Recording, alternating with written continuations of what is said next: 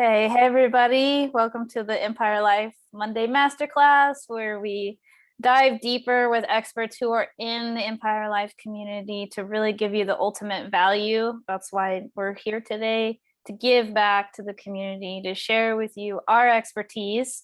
And today we're with Dr. Laura, and she's a functional medicine practitioner. And she loves topics like burnout and stress hormones, balancing your hormones naturally, and really being there and supporting the incredible powerhouse women that she supports with all of these topics. Because if you're watching this, you've probably been through some of those at some point in your business. And also cycle syncing, which we're going to talk about on the third Monday Masterclass. And I'll hand it over to her to intro herself a little bit more while I take a sip of my protein powder. Girl. Well, yeah, thanks so much for having me, Allison. Super excited to be here. I'm Dr. Laura DeCesaris. So I am a certified functional medicine practitioner.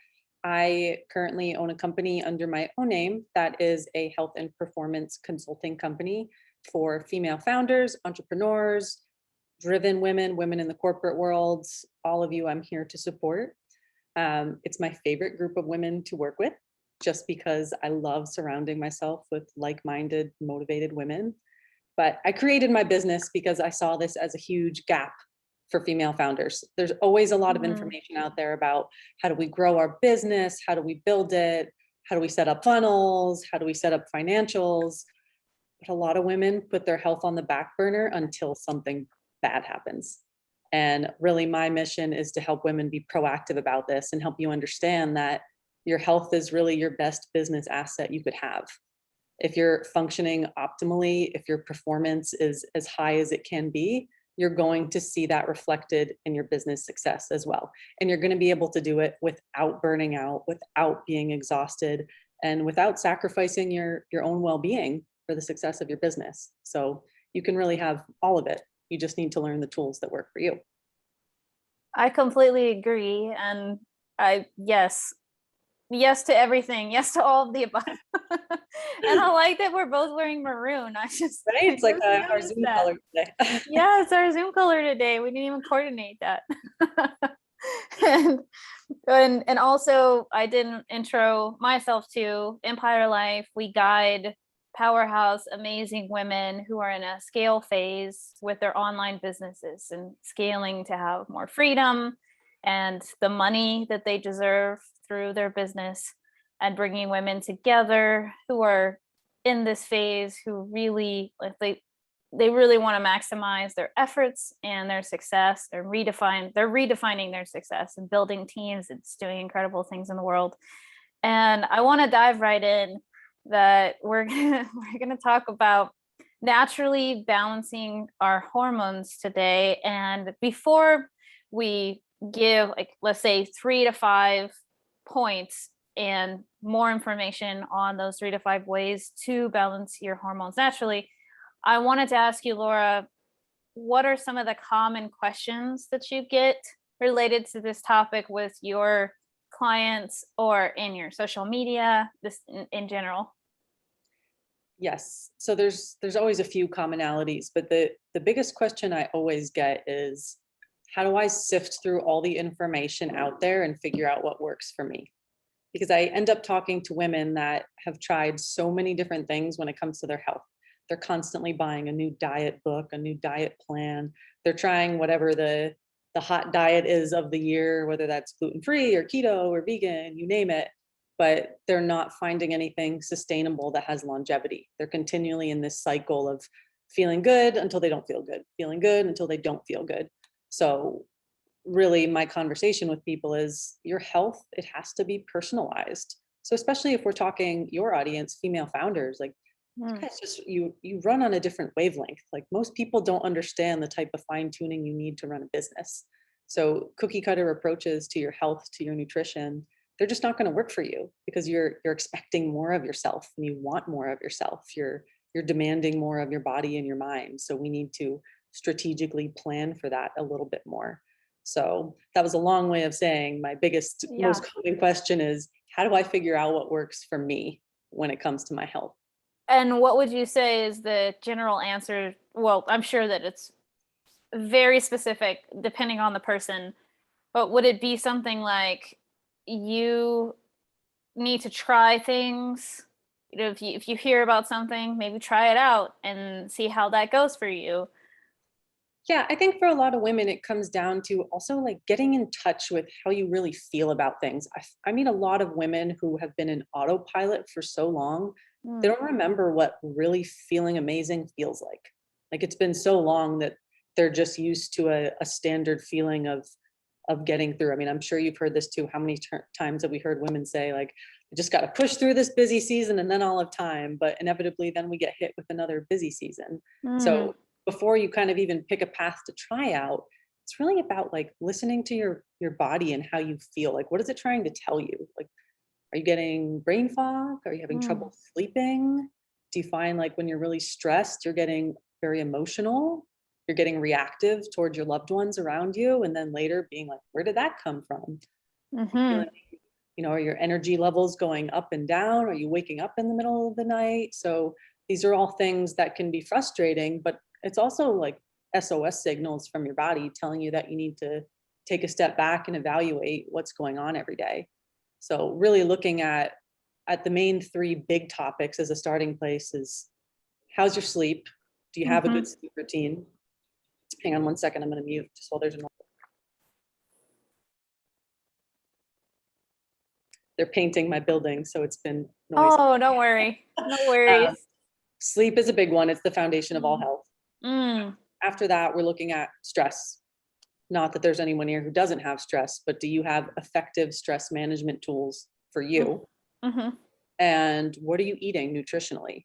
I think a lot of us have gotten a little disconnected from our food. We break everything down to macros and numbers and this and that, and really paying attention to how do I feel after I'm eating a certain food, regardless of what the internet says? Like, does this food make me feel happy and energized, or does it make me feel bloated and cranky an hour later? mm-hmm. So, kind of just reconnecting to your body and looking at those three major pillars is your best starting places for most women. Yes, and I know for me, I'm like a bear when I sleep. There was that sleep test, and there's some kind of sleep test, and I forgot what it's called. But The chronotypes. The yeah, I'm bear, definitely lion, I'm the bear. I already knew I was the bear even before I took the test. it was just validation that you are Yeah, it definitely. was just validation, and I was that kid. It was like, okay, I'm tired. Peace out, guys. I Yeah, don't think I'm missing out on anything. right. So that's come naturally to me. But I am aware that when I don't sleep enough, that I am more reactive to things that normally emotionally wouldn't bother me, and communicate that to the people around me. Hey, I didn't sleep very well. I might be a little Cut more, me a little slack. yeah, cut me a little slack, please.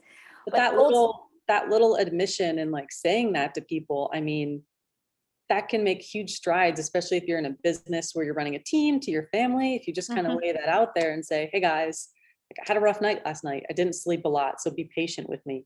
Like how many issues for women in their day-to-day life could be removed by just being able to connect to that and kind of putting that out there.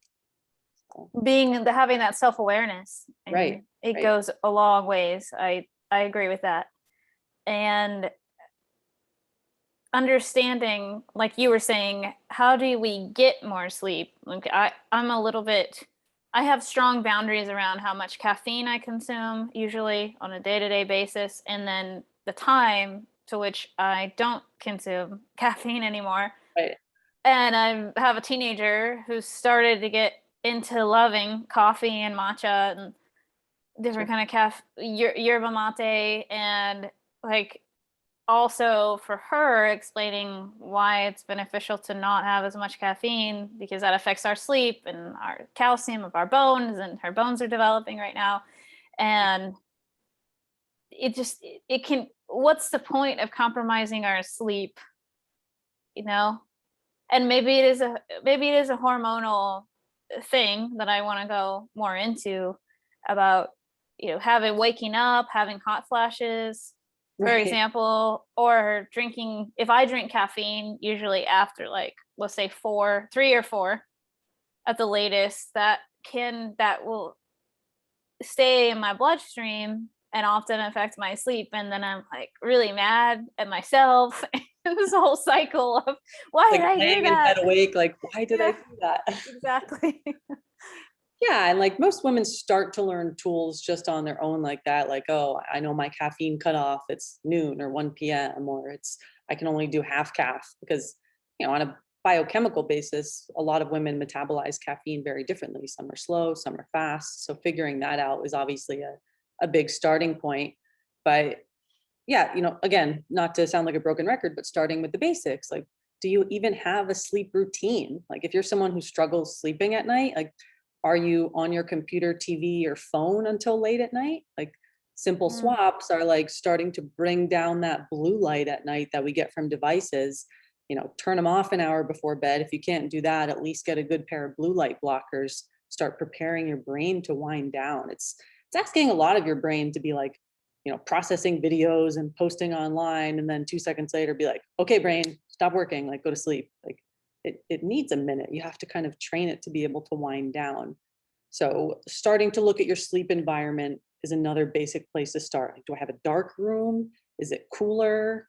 Is the light dimming? Can I maybe get some salt lamps and get some of those nice, warm, lower intensity lights going at night instead of very bright blue lights or fluorescents? And even looking at your eating routine. So people tend to fall into one of two factions. They do really well when they make sure they stop eating at least like 2.5 or 3 hours before bed. Or some people sleep better if they do have a small protein based snack later at night, like 9:30, mm. closer to bed. So like if you're someone who has trouble falling asleep because your brain keeps going, try backing that dinner up to 3 hours before bed. If you're someone who finds yourself waking up in the middle of the night a lot, just try that little snack like later at night. Doesn't have to be a lot, but try it and see Hmm. if it helps you kind of go through the night all the way. Um, that hack is especially good for women who are dealing with like insulin resistance, blood sugar issues, energy swings throughout the day. It just kind of helps keep your blood sugar stable all night so that you don't get woken up in the middle of the night because your brain thinks it needs food. For So sure. I love those ideas. How yeah, how do you know if you are hungry if you wake up in the middle of the night? Do you feel hungry or are there other symptoms that not always. A lot of times I'll see it in my practice, and granted, like I'm typically running labs with women to confirm, but typically the profile I see is someone that tells me they have no problem falling asleep, but they wake up at like 2 or 3 or 4 in the morning, like ready to go. Like brain is up, they are wired. And then inevitably they get like an early afternoon crash. They have to be reaching for sugar or extra caffeine to get them through the day. It's like this vicious cycle. mm-hmm, Uh, for so a sure. lot of times that's one of the reasons for waking up in the middle of the night. Obviously, there's other ones, but that's like a very simple one that most people can try out and experiment with and just see if it helps them before you kind of start. All right, maybe it's time to troubleshoot, do some hormone testing, and also evaluating like where are you at in your life as a woman? Like, are you someone who's in your 20s or 30s? Are you someone who's in your mid 40s and maybe we're talking like perimenopause? Because then that's a great time to really dive into some more detailed hormone testing and get Mm-hmm. a feel for what's going on. A lot of women wait until they're in the midst of menopausal symptoms to start paying attention to hormones, but the rule in the functional world is your menopause experience is often determined by the state of your hormones 10 years before it. So Oh if you're starting gosh. to get into your early Yeah. 40s, your mid 40s, like check everything out, like spend the time to optimize it now and you just get to like cruise through it later. That's So what I feel too. I feel, well, from some of my experiences, what you're doing in your 30s is going to determine, right, how smooth menopause feels. mhm. And probably similarly for men. They don't realize maybe what they're doing, their health and how they're maintaining that. It's gonna, what is it called? Andropause? Yeah, How andropause. Yeah. andropause, how they're gonna go through andropause too. Similar. Yeah, and it's hard to see people waiting until they're in the middle of it and struggling with it. It's obviously much more challenging to address those symptoms when you're in it. But if you can cut, it's similar like predicting things in your business. If you can get a leg up and plan for it and say, okay, I'm going to have these things in place so that everything goes more smoothly, you wouldn't think twice about it if you're building a business. But for some reason, when it comes to our health, we seem to kind of want to ignore that and wait until something happens. But this is your message to be proactive and make your life much easier. Yes. And It's so yeah, definitely. And segue into that, like, being proactive, thinking about preventative measures instead of reactive, which we do focus a lot on our businesses, is how can I predict what might happen and or right. where do I want to be 10 years from now? Like, how do I want to feel 10 years from now? What I do today, how I take my health seriously, my sleep, my stress management. If I do feel burnt out, like looking at how I can minimize maybe and maximize the results, like minimize less efforts to maximize the results, or scaling different areas, delegating, things that I love to talk about. It's like same concept with your health. Like you can do all those Mm, things. You can plan for it. You can delegate it.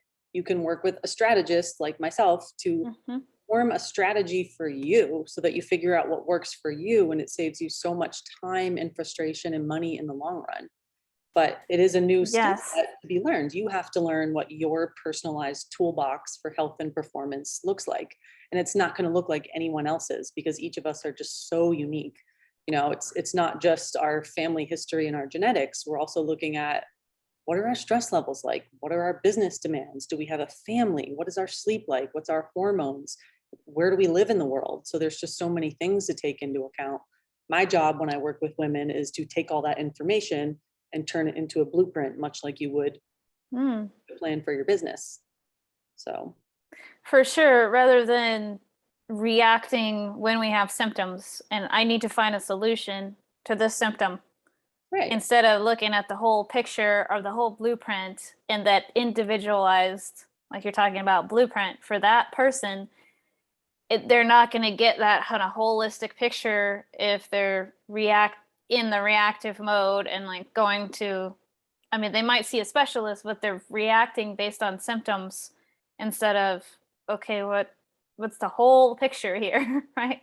Yeah, and it's like two halves of a whole. People seem to sometimes think that like, oh, I either have to choose conventional healthcare or I have to choose preventative healthcare. And like really we're here to like all work together. Like if you take the time to be proactive about your health, first of all, you don't have to generally go to the regular doctor as much, but then you can allot also your healthcare dollars to going when you really need it, right? Because their job is to address the big things as they come up. No Yeah. matter how well you plan for it and support your health, we just don't know what's going to happen, right? Like Yeah, I've had anything in the amazing. last year and a half, we just don't know. Oh, for sure.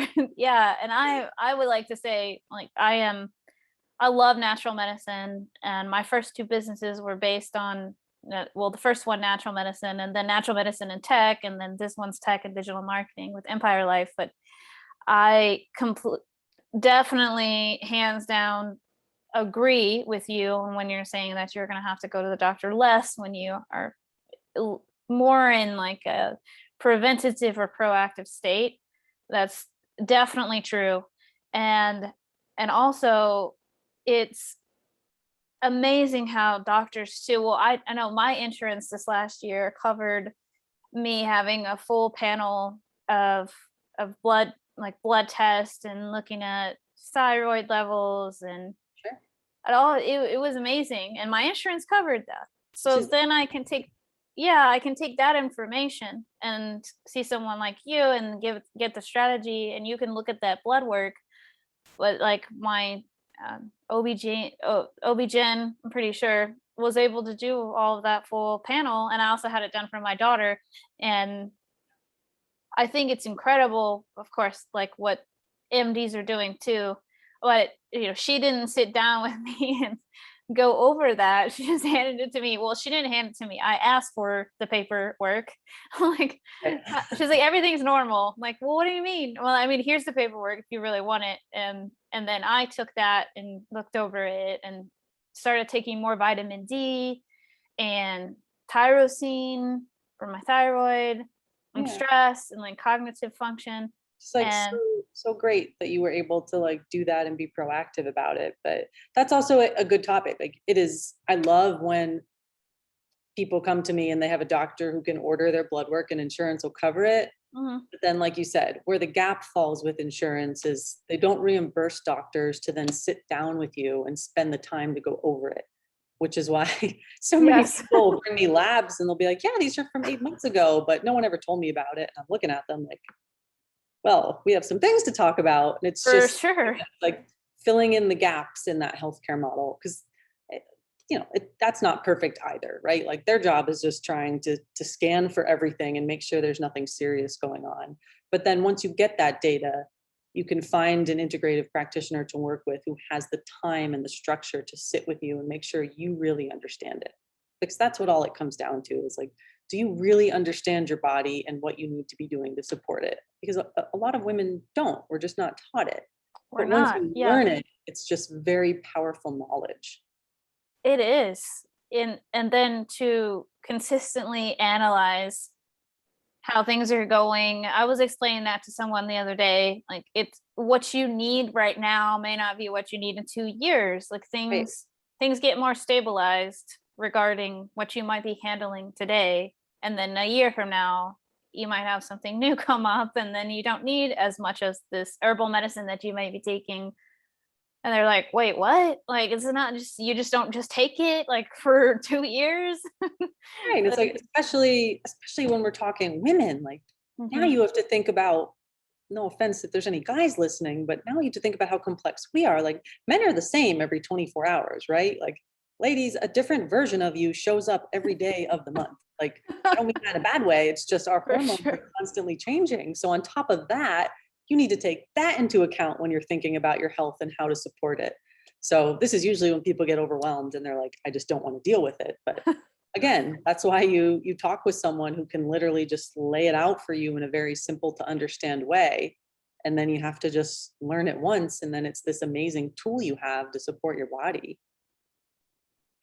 For sure. And the way I see, just to dive right in, I see my menstrual cycle, or like you're saying, showing up as a different version of myself related to my hormones. I see that as a beautiful journey. I welcome those changes. I welcome my body's process of regenerating or doing those things and doing those things for me, that then I'm showing up as a new version of myself, and I'm more in a like a restorative process, and like almost thinking about, well, we'll talk about that in the third masterclass. It's so many, as we become more aware of that different version that we might have, which might look different every month for every woman, or in one individual woman. It looks different for me, those different seasons of every month it might look different. So I'm trying to say it's not like the same, but there's general ways that I feel that I can kind of predict of how I might feel in each one of those seasons, and then predicting what kind of activities I need to be working on or delegating. And like I said, we'll go way more in detail in that in the third masterclass.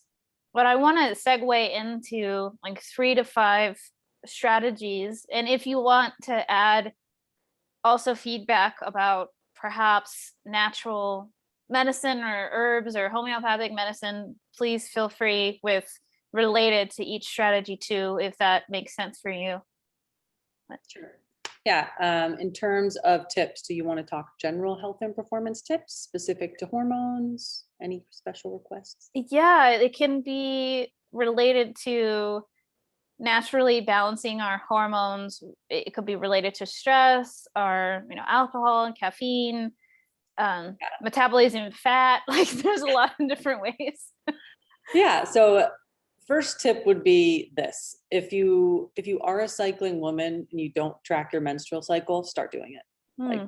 there's no excuse anymore. There's 1,000 apps out there. There's also smart AI based apps that can give you feedback based on the phase you're in. But this is going to be like a very basic start to you learning how to flip the script on hormones. Most women I talk to when it comes to hormones, I hear, I hate hormones. They're awful. No, your hormones are amazing and you will miss them. So learn about them so that you can harness how powerful they are. I know we're going to talk about this more in the third masterclass, but tip number one, start tracking. It's going to give you so much insight into how you feel, into how you fuel your body, into how you perform on a daily basis. Mhm. My favorite apps, there's a few out there. My Flow is a good one. There's one called Floka, I'm Floka. gonna write this down too. Sure. My Flow and Floka. Floka. KA. I use I period. I just looked it up on my My phone. period, monthly cycles, another free Mhm. app, like tons out there. You can kind of get a feel for which one you like best. They're all very different visually. They give you different feedback, but it's just such a simple tip and tool, and you will thank yourself for starting to do that. Yeah, it's incredible to see it month after month. Yeah, for sure. To see that average and understand. I'm sure you, as a practitioner, you can gather so much data too. If one of your clients showed you that and was like, "Oh, we really need to visit," that your fertility might be affected by this. Like, so I'll let you finish. I'm sure that that's a good resource for you. All of the above. All of it. It's good for all of it. Mm. So that's a very basic starting point if it comes to being proactive about your health. Second tip, we're talking about stress a little bit. If you're someone who is like, I definitely experience burnout cycles like a couple times a year, like I feel it. It's just maybe it hasn't really taken you full out, but you kind of get those ebbs and flows of just feeling really, really strained, almost like butter scraped over too much bread. Like, don't wait till it gets to that point to handle it. Like if you're going through multiple burnout cycles, you're waiting too long again to be proactive about that. None of us can avoid stress, right? But an exercise that I love to have people do at least once a year. I do this in my group program during stress management week every time we run it. I have women get out a big piece of paper and I literally tell them, write down everything that stresses you out. Nothing's too small, nothing's too big. It could be like the landscaper guy next to you in the morning. It could be like the state of the world, whatever it is. Write down all your stressors. When you're finished, come back to that. And with a big black Sharpie, cross out everyone that you have no control over. Meaning it's like someone else's stuff, it's something out of your control, cross them out. Typically, what happens is maybe like 15, 20% of those get crossed out. You let those go. There's nothing you can do about it. But what's really empowering is you have these things that stress you out that you have control over. And that is a very powerful piece of information. Because if you can control those stressors, you can come up with the tools to eliminate them or at least understand how to become more resilient so you can handle them better. You know, whether that's delegating on your team, whether that's having the hard conversations with partners and loved ones about stuff that's coming up, whether that's reevaluating some of the relationships and friendships and professional relationships in your life and removing the ones that no longer serve you. But understanding that you may be stressed out by a lot of things, but you have control over the bulk of them is a really cool thing when you think about it. Like you are the person then that holds the power to eliminate those stressors from your life. So I love doing that exercise. I think everyone should try and do that at some point. You don't have to share it with everyone, but something to think about. Really puts things in perspective for a lot of women. That kind of segues into my next tip, which is, okay, Dr. Laura, I have control over 80% of my stressors. Like, how do I know where to start? So Yeah. obviously, you know, you can, from a business perspective, you can look at like where to delegate different things and whatnot. But when it comes to your health and your body and what you can do, like if you think about, I don't know if you've ever seen those infographics on social media that it says like a day in the life of an entrepreneur, and it's like, I can do this. Oh my God, what am I doing? This is great. Oh, this is so stressful, and it's like this big up and down chart. It is. Like, And your emotions. yeah, it's I like a never very experienced unpredictable that. day to day. Yeah, like to be completely honest, I never experienced that range of emotions. Uncertainty. Oh no, now I'm on the top of the mountain. Now I'm uncertain. Now I'm top like this. It's so many. It's the full spectrum of emotions in entrepreneurship. I could say that for sure. I didn't ever experience those when I was working for someone else. Right. But Yeah. once you understand that, like, Mm. okay, I'm an entrepreneur, I run a business, my days are going to be unpredictable like that. That makes you very predictable. Your unpredictability makes you predictable. And that means that what we need to do for your health is we need to improve what's called your resilience, meaning Mm. how well can you bounce back from different stressors thrown your way? Oh, yes. There's a lot of different ways you can do this. Like, obviously, we talked about some of the basics, like nail your sleep, get a good sleep routine, like prioritize it. You have to do it for your stress. It's super important.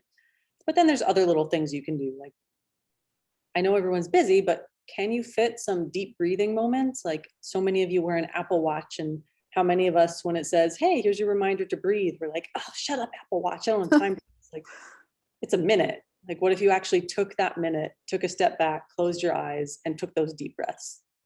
Like, we know that by actually doing that, it it rams up our parasympathetic nervous system, which is basically how we manage stress without being in like fight or flight panic mode all the time. And that's just in a minute of deep breathing. And like those Mm. of you who may be dealing with hot flashes and stuff like that, a minute of deep breathing exercises has also been shown in studies to reduce hot flashes by 40%, which is huge. That is huge. And it's free, right? It's literally a minute of breathing. So there's a ton of different breathing techniques out there. Anything just as simple as diaphragmatic breathing, where you're breathing into your belly, is great. There's also like paced breathing, where you kind of breathe in for 4 seconds, you hold it for 7 seconds, and then you exhale. I can send you like a graphic if you want to post it in your group for women later.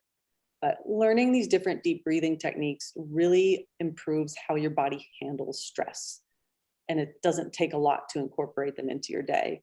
So if you are incorporating a new habit, this is kind of another tip on top of a tip, but stack it with something that you already do every day. So if you're someone who likes to do meditation or journaling or a walk in the morning, add in your deep breathing while you're doing one of those, because you already have that established part of your day. So that's the easiest way to add a new habit in, instead of Mhm. trying to be like, okay, tomorrow I'm going to do 10 new things. Just do them one at a time and pair it with something that you already do every day. So like another one is drinking water, like having a glass of water when you wake up first thing in the morning. Most women come downstairs and they go for the coffee pot. Mm. So what if the night before you just filled the glass with water and left it in front of the coffee pot? Oh, that's a great idea. I have to have almost 2 glasses this size by my bed before I Yeah. go to sleep. Like, I drink a full one of these before I sleep, usually with my vitamins, and then I need another one because then I wake up and I drink almost a full one. I feel like once your body, or for me, when my body gets more used to this is how much water we're gonna drink, then my body starts craving it, and I have to have it all the Absolutely. time next to me. Absolutely. And it's one of those things that for some women, like, it is a hard habit to just start drinking more water. But like I said, if you already have something that you already do first thing in the morning, just stack them together. It'll happen very quickly if you remember to do it. So keep it simple. But these little things, stuff as simple as more water in the morning, doing some deep breathing, like, they literally translate to you being able to handle stress more, even if it doesn't seem like it. Like Mm. the supplements, that kind of stuff, that's really great too, but it's not your starting point. That's like when we start troubleshooting after you have the basics kind of laid out. The other thing Right. about the other thing about the last basic thing I'll say about managing stress is, like, you got to eat. I know you're busy, but like so many women, they just skip meals because they're super busy.